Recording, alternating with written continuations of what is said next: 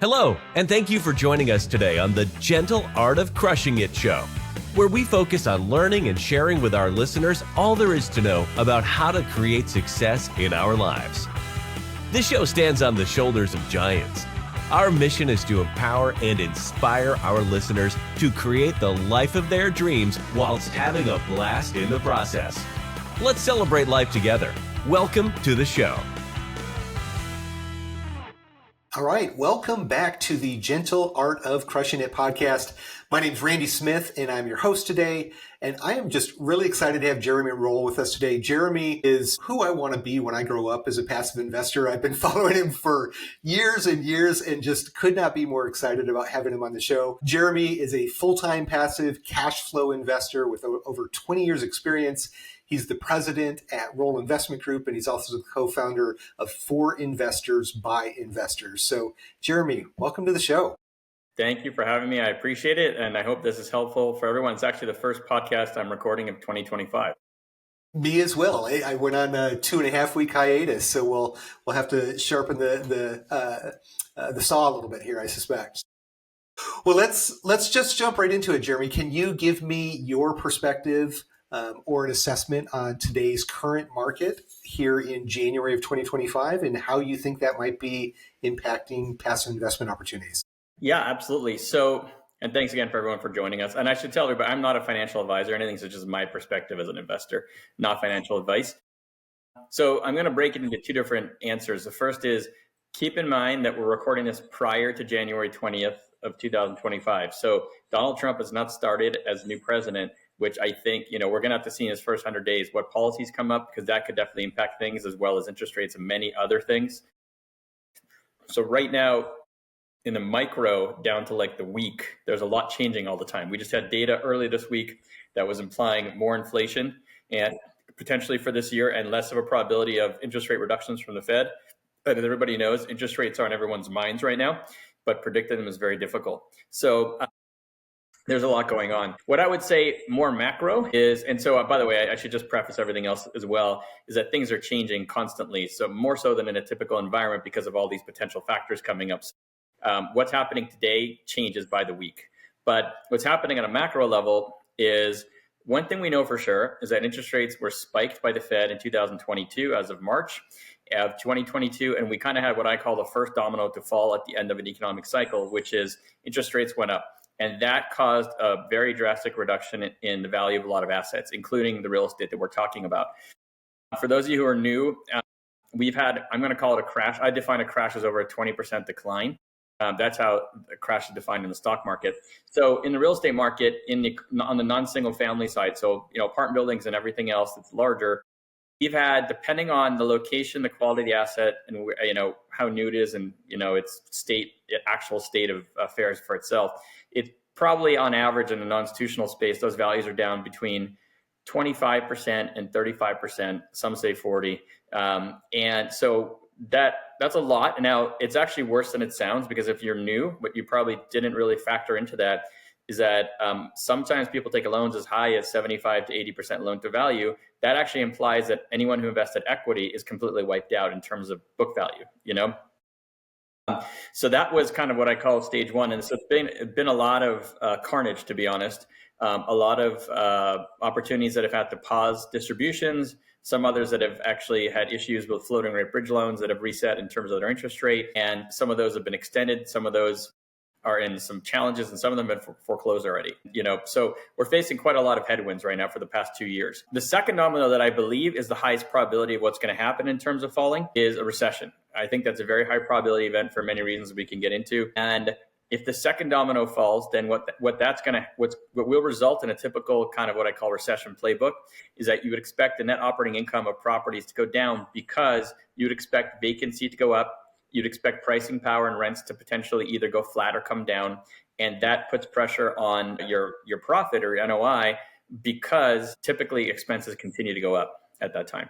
And so what I'm concerned about, and why I've been on the sidelines for a number of years now, is we know what the result has been of the interest rates going up, but we don't know what the impact could be of a recession.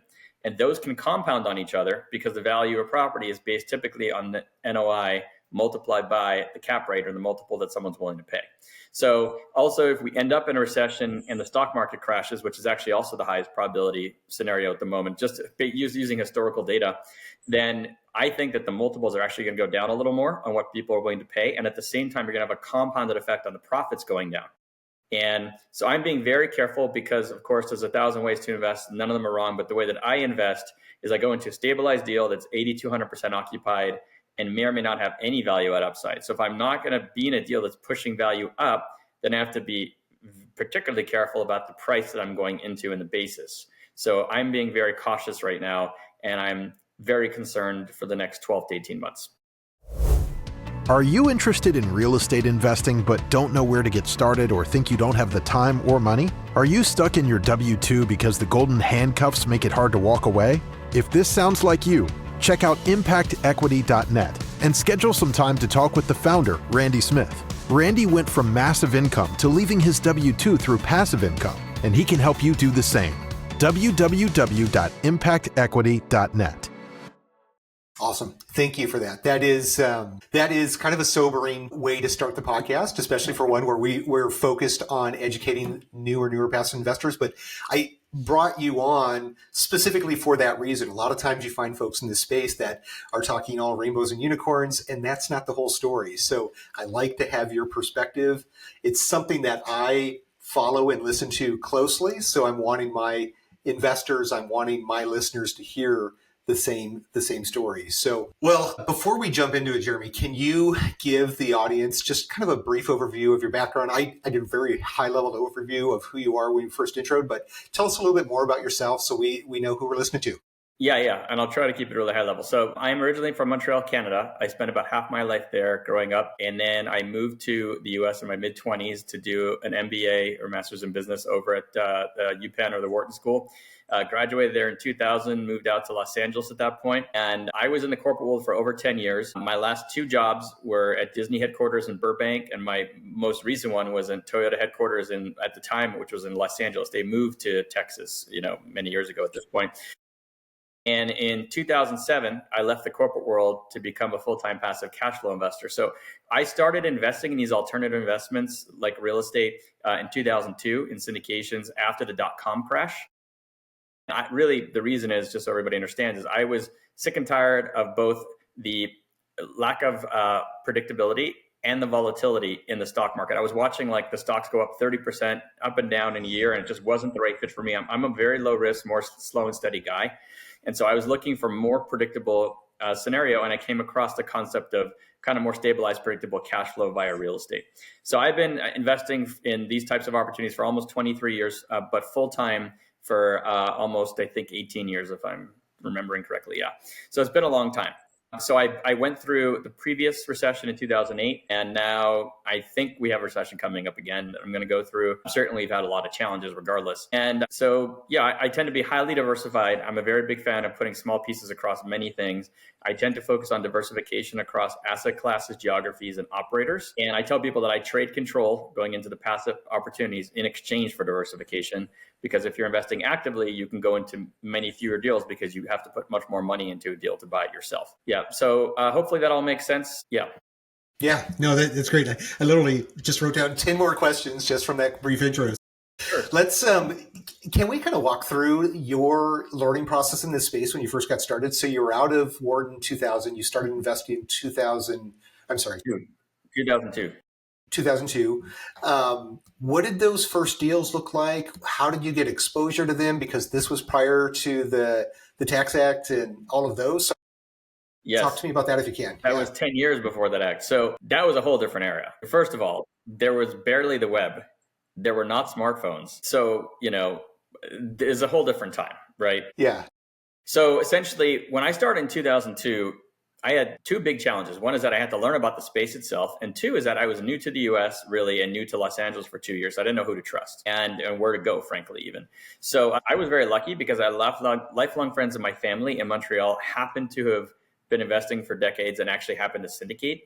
So what I decided to do, even though I was living in the US, was start deploying capital in deals in Canada, where I would specifically do that to learn from those deals and get probably even more learning and better exposure than I would from a typical sponsor that I'd been investing with those people. Sure. So that's because you knew them, right? because I knew them. So Yeah. I literally didn't say to myself, which asset class do I want to start in? Like, I didn't have a really great plan. It was actually just more like, I can make a bet on these people. They're doing these asset classes. I'm going to learn from it.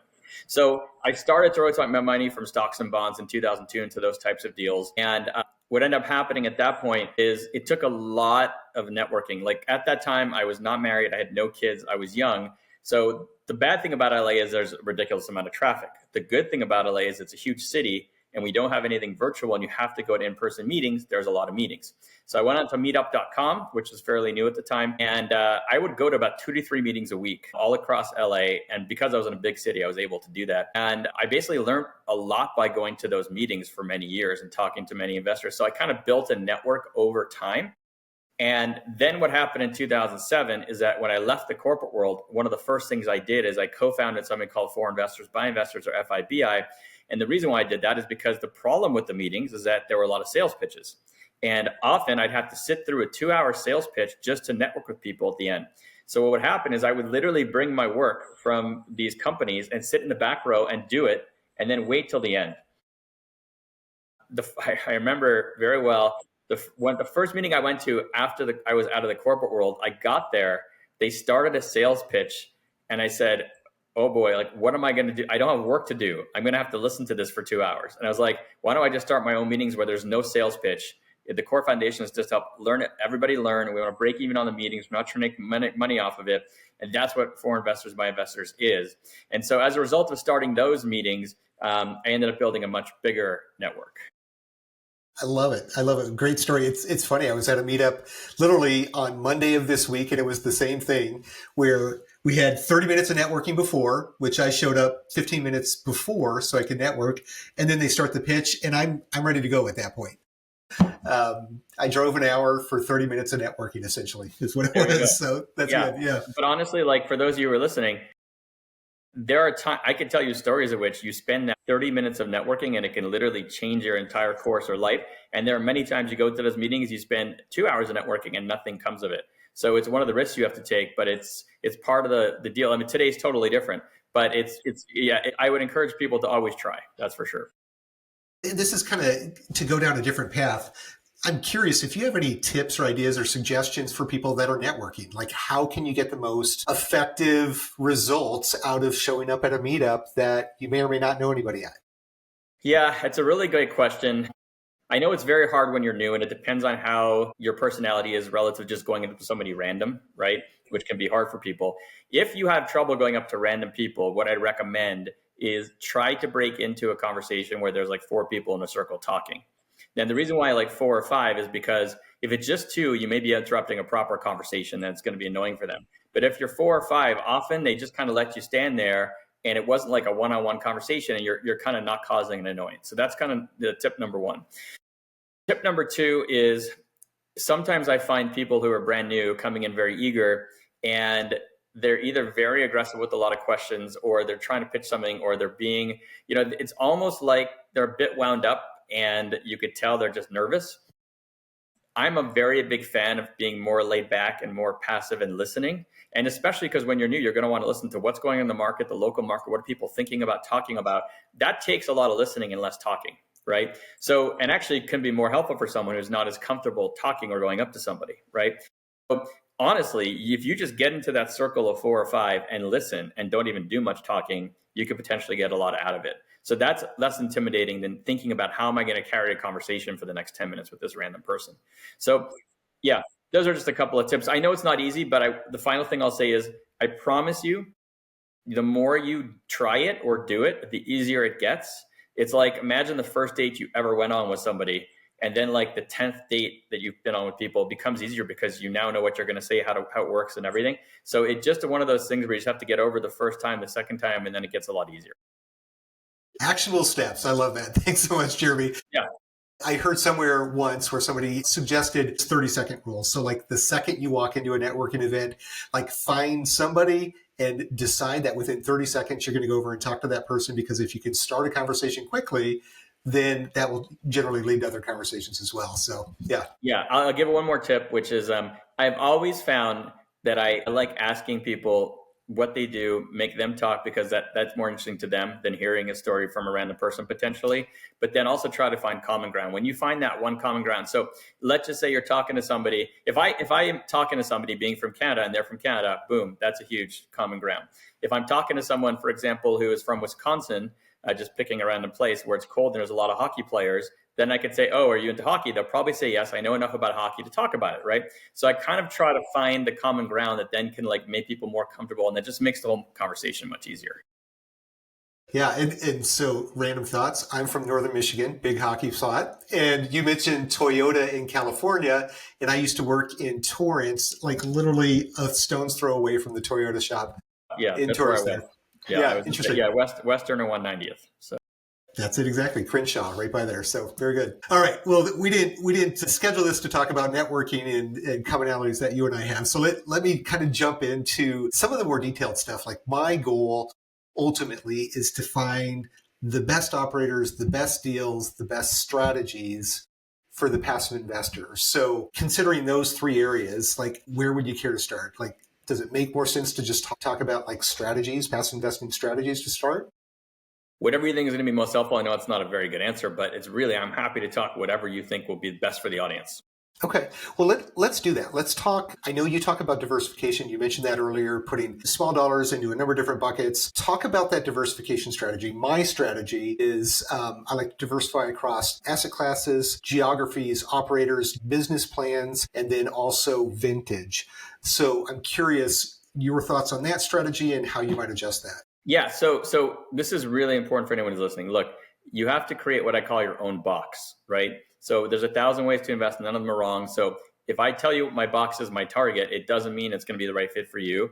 And it doesn't mean that what you decide is wrong, is wrong because I'm doing something, right? So that's the most important thing, is what is your comfort level? So for example, it's interesting that you mentioned about vintage.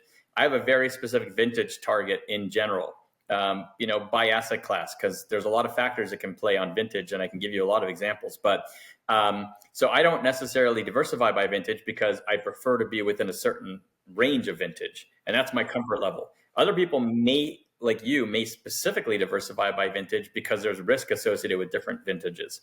And so you're actually diversifying across risk. I'm just low risk. I'm constantly looking for the low risk spectrum. But there's definitely a lot to be said by diversifying across vintages because it actually gets you across a lot of risk spectrums, which is good. So I mentioned vintage, and then what was the second to last one you mentioned as well? I mean, deals, operators, regions, business plan as well. Yes. Okay. So same thing again. I tend to focus on that really lower risk side. And so even medium risk or high risk, I tend to stay away from. Somebody else may say, I'm going to do a combination of medium risk and low risk, so I get a little more exposure. And maybe they'll do all three. So I think the most important thing is, like, I'm happy. I can go into what I'll give you guys a very, very good, solid definition of what I look for. But please understand that it doesn't mean that it's the right fit for you at all, and may not be the right way for you to even think about it, right? So I tend to target kind of a A- or B+ type of asset, and what I call like an A- or a B market. I invest outside of very volatile pricing markets because I look for predictability and stability. So you're not going to find me investing typically in Los Angeles, San Francisco, New York, Miami, a lot of prices going up and down, a lot of volatility. I tend to invest in primary and secondary markets, so not tertiary.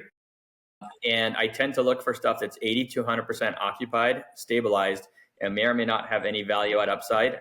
For me, the thesis is I want to go to sleep tonight, wake up tomorrow, and not much has changed because I live off the cash flow. That is not the right fit for everybody for sure, but that's what I do.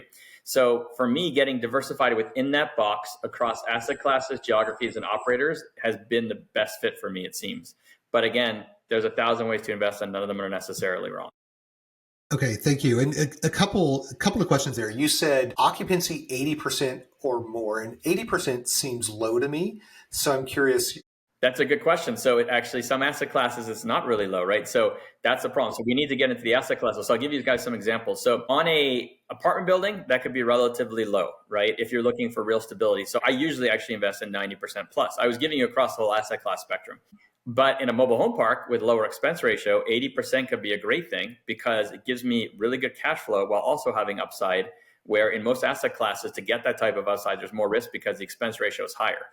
So that's why I mentioned that 80 to 100 range. I've been in deals, for example, in retail or an office where 80% is still actually okay. Probably retail more so than office, depends on the lease structures and everything else.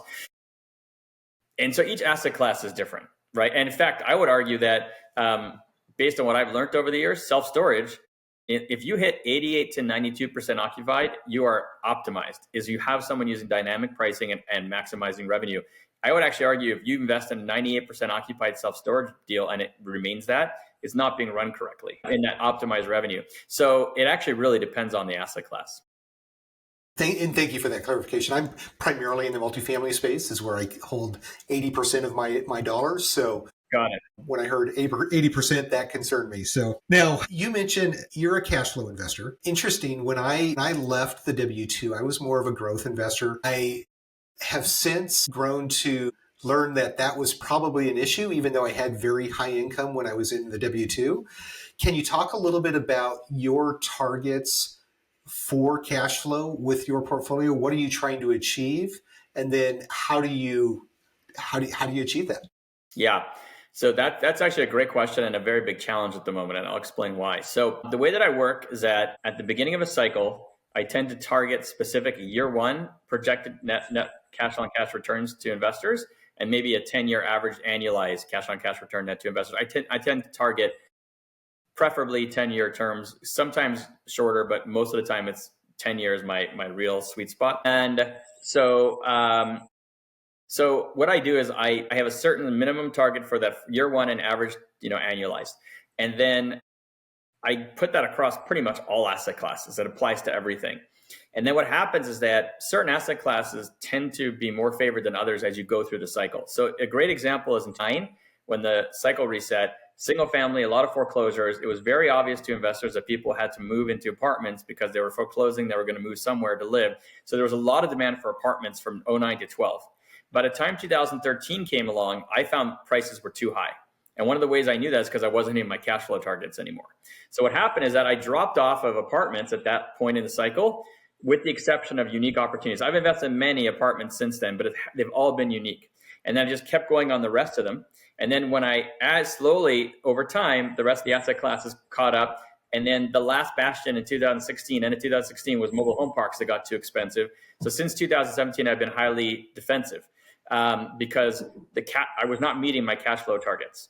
And what I'm waiting to see now is if this cycle is going to reset, if we have a recession, where am I going to end up with realistic cash flow targets? Because each cycle is different. And I'll have to calibrate my expectations based on where we start. But I don't think we've reset yet, and I think we're going to have a reset, so I'm waiting.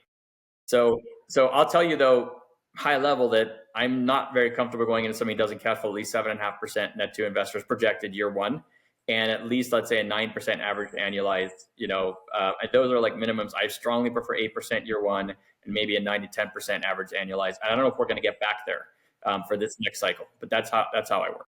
Okay. So you mentioned there are opportunistic deals that come along in that space that could provide those type of opportunities. I've heard you talk quite a bit, and we focus on tax abatement quite a bit with impact equity. I'm curious your thoughts about tax abatement and then also other strategies that might kind of fit the kind of special circumstances or opportunity. Yeah. And actually, you probably mean the same thing, but I wouldn't call it opportunistic in terms of what I look for. I look for unique. Because opportunistic to me, I get concerned about people thinking, oh, they're getting it, they're like adding a lot of value or something, right? Opportunistic. But I'm not usually getting into those. So I've actually done a lot of tax abated investing and also low income housing tax credit investing since probably about 2017. I've done it primarily with one sponsor, and I'm a very big fan. And the reason why that I was very attracted to that was because it was one way to mitigate higher prices, in my opinion, as well as it was defensive play going into what I thought was going to be a recession. So just to be clear, I was going defensive in 2017 under the assumption we have a recession in 2020, which I think we actually would have had we not had the pandemic and all the money printing, because we had an inverted yield curve and everything was lining up. So I've been investing defensively into those types. So the only multifamily deals I've actually invested in since 2017 are either low-income housing tax credit or tax abated. And no floating rate bridge loans. Yeah, we don't have to get into that discussion. We've beat that one up a ton here, and I know your opinion on that for sure. Yep. Okay, so tax abatement you like. I'm curious your thoughts on the back end of these tax abatement deals. Do you think it's kind of a positive piece to have that attached to your deal when you're trying to go full cycle and sell this thing? Or is there going to be some concerns? And then secondly, I'm curious your thoughts about, it looks like a lot of the municipalities are getting concerned with tax abatements. So what are your thoughts about seeing those for years to come?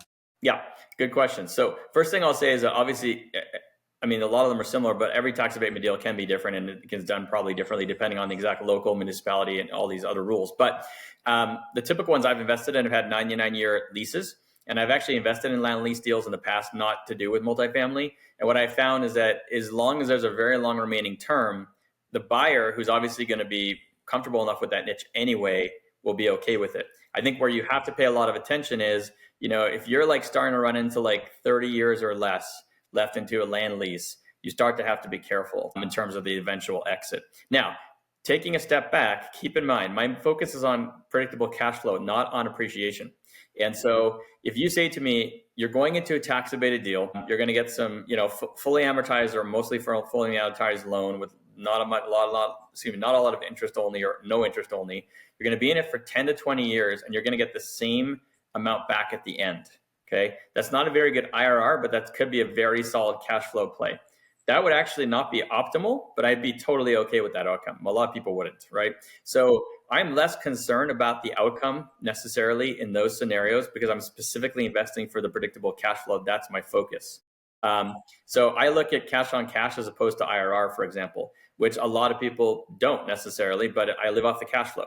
So I'd rather have 20 or 30 years of predictable cash flow and a lower IRR than a higher IRR and, a 7-year exit or something. And I'm just making things up. But sure.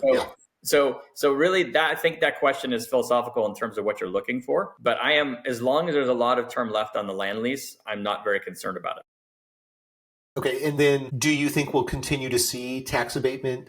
Right. Sorry. So, That's okay. Yeah, we have definitely already seen less tax abatement than we had because a lot of areas have been clamping down on it. There's been some, I would say, what's the word I'm looking for? Creative solutions to that also come up that weren't available before. Do I think eventually it's going to get much lower volume? Yes, but I also think there's a probability as time goes on, inflation continues to go on, people can afford less and less, unfortunately, which seems to be the direction this country is heading in, that there'll be other government programs that maybe will be somewhat similar or almost, equivalent or maybe partially equivalent.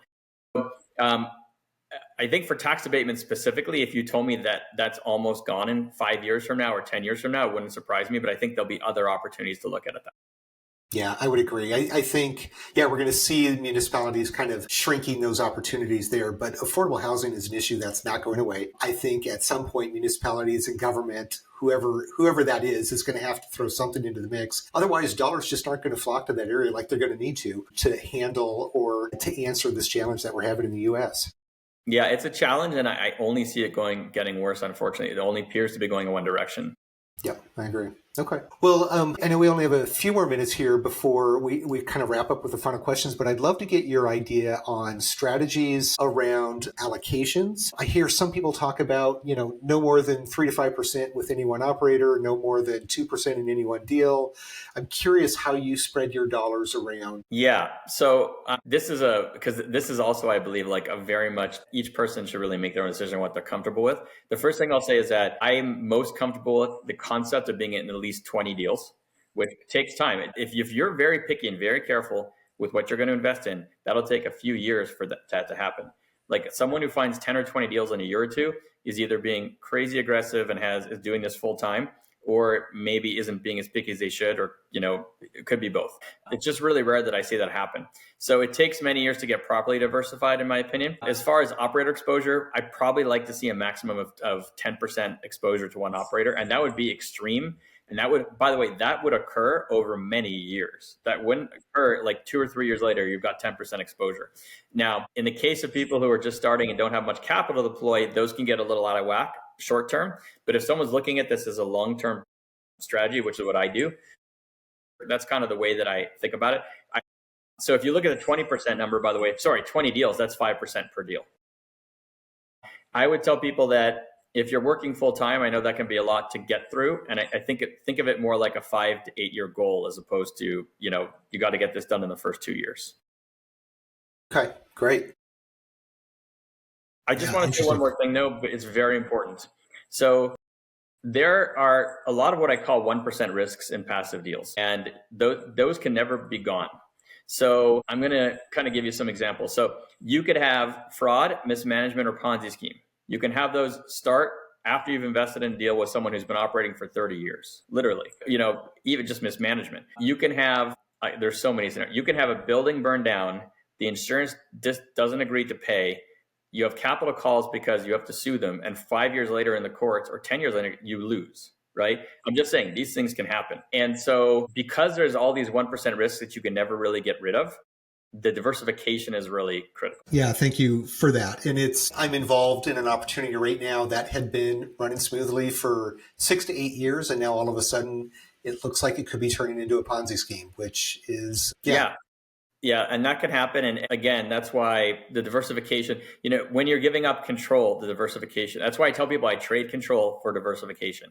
And so just, the biggest takeaway from this podcast, hopefully, if you're new, is that if you can only afford to be diversified into 2 or 3 or 4 things, and that's, your entire nest egg, for example, this is absolutely the wrong thing for you. Absolutely. One final question before we jump on to our final questions here. Curious your thoughts around debt funds. So I am probably not the best person to give feedback on debt funds because I don't, have I ever been invested in a debt fund? Probably not. I've been invested in debt. I've done a lot of hard money. I've done, I've actually have been in a note fund once now that I'm thinking about it. So my concern about debt funds is the following. There was a pivot from equity to debt funds probably like 2 years ago when rates started to go up. And I thought that was exactly at the wrong timing, and I still do. And the reason is because if you're lending and you're getting into these loans at the end of a cycle, that's not good timing to be lending, right? And also note that notes, for example, are highly volatile, and we saw it in the last downturn. They fluctuate a ton in value in a recession. And so if people were looking to pivot and they thought debt was better, I would argue that debt is not good at the end of a cycle. And now, whether they don't agree that we're at the end of a cycle is a different story. Because if you feel like you're sure that we're not at the end of the cycle, then that might be a good fit for you. But the one thing I will say too is the reason why I don't invest in debt hardly ever is because I look at the low risk spectrum of the equity side, and because I'm already so low risk, which is one of the benefits of debt is that you could potentially go lower risk depending on the criteria. I figure once I'm already going so low risk, I like to get upside if it's there. So I'm already investing as not quasi debt's the wrong word, but I'm investing along the one of the lower ends of the equity spectrum, getting towards the risk level of debt. And by the way, there's all types of it. Some of it's more risky than others for debt. Sure. So I'm just not the right person to be giving you an answer on that. But I would caution people to, another takeaway for this podcast is you have to consider where we are in the economic cycle. And I have had conversations with probably thousands of investors over the years. And the very common scenario I get is, hey, my name's so-and-so. I just sold my business. I have a lot of cash and I want to create cash flow from it right away. Like I have an urgent need. And the first thing I say is, congratulations, that's fantastic. Have you thought about where we are in the economic cycle? And does that even make sense right now? Right? Because someone could have called me in 2007 and had that conversation. And I would say, I don't know if you should be doing this right now. Did you even think about it? And I find a lot of people don't think about that enough. And it's if you want to be in this space to protect yourself, it's one thing to do diligence on the sponsor, the business plan, et cetera. You have to have a very firm opinion about where we are in the business cycle and when it makes sense to invest. And by the way, that's why I didn't invest one floating rate bridge loan deal, because that's the riskiest at the end of a cycle versus the beginning of a cycle. Yeah, thank you for that. That's amazing. I have investors that come to me that want to deploy big checks, and I say, fantastic, let's spread it over 3, 4, 5 deals over the next couple of years. And that's not usually the answer they want to hear. Yeah, but it sounds like the right thing to do. So yeah, absolutely. Well, gosh, Jeremy, this time's gone really fast. I feel like I need to extend the length of these podcasts because I'm getting great guests like yourself that I feel like I could talk for another hour with, but certainly have enjoyed the conversation. And if you have just a couple of minutes, I'd still love to go through our final 5, if that's okay. Absolutely, go for it. All right, very good. So considering these questions from the lens of the newer passive investor, is there a particular resource, a book, a podcast, a training series? Is there any place that you direct people to when they're getting started or trying to learn more in this space? Yes, absolutely. So more high level, if you're brand new and you have not read Rich Dad, Poor Dad, and then also, which is by Robert Kiyosaki, and if you have not read Cashflow Quadrant by Robert Kiyosaki, I'd strongly recommend those two books in that order. They are a little repetitive. The second one has some of the first content, but those can be life-changing. So Rich Dad, Poor Dad and Cashflow Quadrant, they're actually really easy books to read. I hate reading. They're very easy to get through. That's number one. I could not recommend those more. Number two, if you are new to multifamily and want to learn about, all these things we talked about and more, and some also due diligence and other things, I strongly recommend two books. One is by Brian Burke is the first one I recommend, and I honestly forget the name of it. I always blank on it. But if you look up Brian Burke, Hands Off Investor. Yeah. Hands Off Investor, just go on Amazon, you'll find it. That's book number one. And then book number two by Rob Beardsley, Beardsley. I don't remember the name of his book either, but that one gets into like more granular detail about due diligence and going through due diligence. So in those orders, because Brian's is higher level and Rob's is like really gets into the nitty gritty, those two books can be very helpful as well if you're new. And is it Rob's book on underwriting, or is it his second Yes. book that he wrote? Okay, perfect. No, I actually didn't even know he had a second one at this point. It's the first one on underwriting. So his first book, I'm sorry, I don't know the name. Yeah, no, fantastic. We both of those are great books. Actually, I've made the promise that anytime Brian Burke's book is mentioned on the podcast, I'll offer to investors or listeners, if they want a copy of it, just shoot me an email or put a comment in one of the threads and I will send you a copy of it, because I think it's such a great book. Yeah. Very cool. Yeah, Brian's a great guy. If you can connect with him, he's done a great job. He's a very careful investor. I have a lot of respect for him for sure. Good. Very good. Now, how about for you personally? What are you listening to? What are you excited about? Books or podcasts or anything that you care to share? Well, the truth of the matter is I'm most focused on economic data right now because of where we are in the cycle. So I do a lot. I actually read about 2 to 3 hours a day. That's really that's true between the morning and the night on economic news, charts, cycles, just thoughts. I actually do a combination of reading just on my phone and also videos. And that's my biggest focus right now. So if you ask me for one book, I just read, recently Die to Zero, which is a very interesting book. And someone else just recommended a new book to me as a second book to that. I don't remember it. I'm sorry offhand. I just ordered it. But Die to Zero, if you haven't read it and you're kind of in a very quick summary, it basically talks about why dying with no money is a better strategy than dying with a ton of money. And I won't get into more of it, but you can read the summary and see if it's the right fit for you. It's very interesting. Yeah, no, it actually changed my whole perspective on saving for retirement, saving for giving away. Like this idea and concept of return on experience, I think is just changed my whole mindset. Yeah, I literally just got off the phone with someone this week who called me to thank me because I was like the 8th person recommending the book, and I was the one who tipped him over the line, and then it changed everything for him over the past year, and he was explaining it all to me. And frankly, hearing him talk about it even after I read it was actually now may have put me over the line to rethinking about it, honestly. Yeah. So yeah, it's changing people's lives, which is very interesting. Very good. All right. So let's just do one. Like, what do you think is the most important due diligence question that passive investors should be asking?